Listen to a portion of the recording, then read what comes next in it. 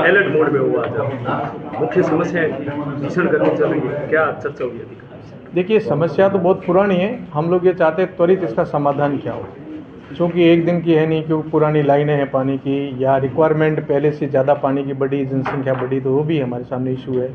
और कुछ ऐसी है जहाँ अवैध कनेक्शन बहुत सारे हैं। तो सबसे पहली प्राथमिकता इस समय पानी की है। हम विभागीय और हम जनप्रतिनिधि सब लोग मिल करके जनता के लिए पानी की क्या सुविधा कर सकते हैं, इस संबंध में आज हमने चर्चा करी। मुझे आशा और विश्वास है कि हम लोग इस पर जल्दी से जल्दी कोई निस्तारण करेंगे।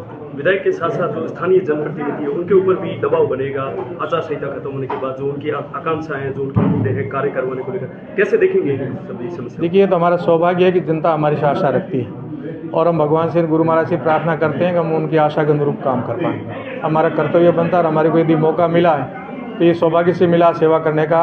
जनप्रतिनिधि जितने भी जिला प्रमुख, प्रधान, चेयरमैन, एक्स MLA में जितने भी हम लोग हमारी पार्टी से संबंधित है, जो भी कार्यकर्ता, हम सब लोग निष्ठा से काम करेंगे।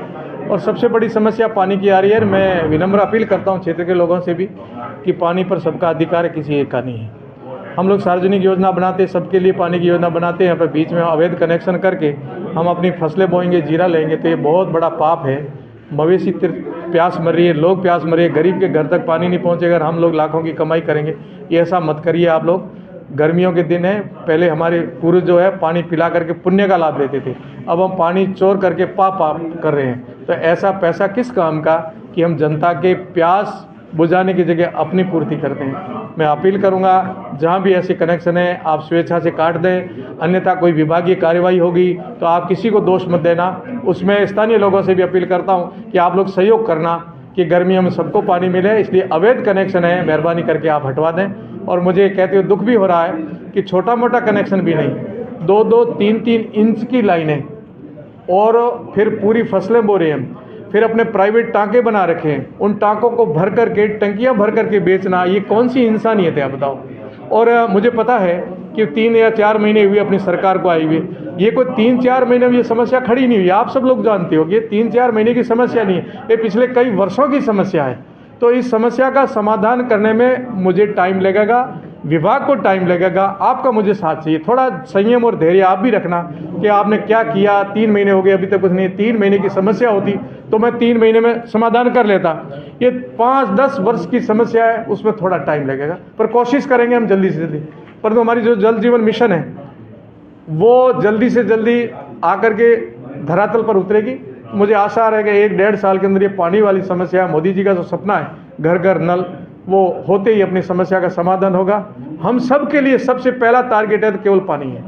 पूरी विधानसभा में किसी गांव में, किसी ढाणी में गया हूं तो सबसे पहली मांग पानी की हुई है। मैं भी इसको गंभीरता से ले रहा हूं, विभाग को कह रहा हूं, हमारे माननीय मुख्यमंत्री जी ले रहे हैं, संबंधित विभाग के हमारे मंत्री जी, उनके साथ मेरी कई बार मीटिंग हुई है कि किसी भी प्रकार से पानी की समस्या का समाधान करना निश्चय हम लोग करेंगे। थोड़ा धैर्य रखना, बहुत लंबी चौड़ी व्यवस्था है, उसको सुधारने में थोड़ा टाइम लगेगा।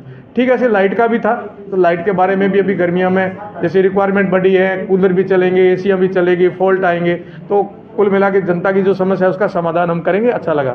आज आपने सभी विभाग के अधिकारियों की मीटिंग ली है, क्या निर्देश दिए? देखिए, एक दूसरे का अपना कर्तव्य निर्वहन करना है, कोई निर्देश नहीं। मेरा जो कर्तव्य बनता है एक जनप्रतिनिधि के लिए, जनता की सेवा करने के लिए, वो मेरे सहायक रूप बन करके यदि काम करेंगे तो मैं उनके साथ में खड़ा रह करके काम का समाधान करूंगा। नहीं तो मैं वैकल्पिक व्यवस्था ढूंढूंगा, जो काम करेगा उसको बुला करके उससे काम करवाऊंगा। जनता काम मांगती है, जनता और कुछ नहीं मांगती है, वो काम मांगती है, हम लोग काम करवाना चाहते हैं। विधायक के तौर पर पोखरण के लिए ड्रीम प्रोजेक्ट क्या रहेगा? वो सपने हैं हमारे, भगवान साकार कराए, बहुत बड़े बड़े सपने देखें। ये चुनाव 4 तारीख की पूरी हो जाए तो मैं विकास की बातें करूंगा, जितना पोखरण के लिए विकास हो सकता है, शहर, ग्रामीण, किसान, आम जनता के लिए पोखरण में और क्या ला सकते हैं, जो है उनको कैसे कर सकते हैं। हम लोग सपने नहीं दिखाएंगे, हम सपनों को साकार करने का प्रयास करेंगे। ऐसा तो नहीं है कि हम विद्यालय खोल देंगे और फिर वहाँ अध्यापक ही नहीं मिले, तो ऐसे विद्यालय खोलने से क्या अपेक्षा है। पिछली सरकार ने ये जरूर किया है कि जगह जगह स्कूल और कॉलेज है तो खोल दी, पर वो समस्या अब हमारे सिर पर छोड़ के गए हैं। कॉलेज है तो खोल दी, अब कॉलेजों में मास्टर नहीं है, अब जिम्मेवारी किसकी बनती है हमारी। अब आप कोई पत्रकार आकर के, बाहर का पत्रकार आके आवाज़ उठाता है कि यहाँ पानी नहीं है, यहाँ शिक्षा नहीं है, यहाँ चिकित्सा नहीं है, उसको पूछो 3 महीने की समस्या है, अब 10 साल की समस्या है। वो अभी तो उठा करके कौन से मुद्दे बनाना चाहता है। वो तो जो समस्या पुरानी है उसका समाधान करने में हमें टाइम लगेगा।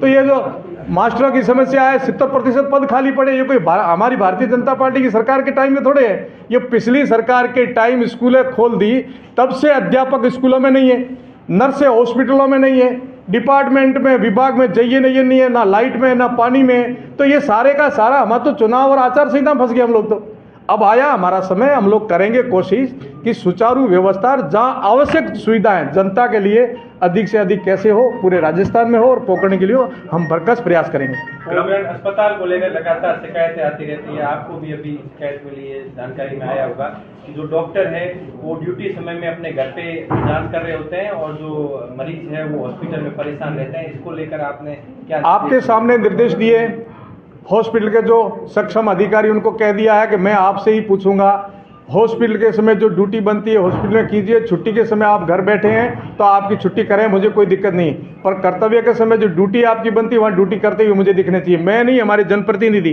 कोई भी जाकर के औचक निरीक्षण कर सकता है और करके उनके जो भी कार्रवाई होगी वो करने में सक्षम है। इसलिए हॉस्पिटल को हम हार्ट मानते हैं, पोखरण का हृदय है, और पोखरण के हृदय में हम किसी भी प्रकार की कोई कोताही या लापरवाही नहीं रहने देंगे।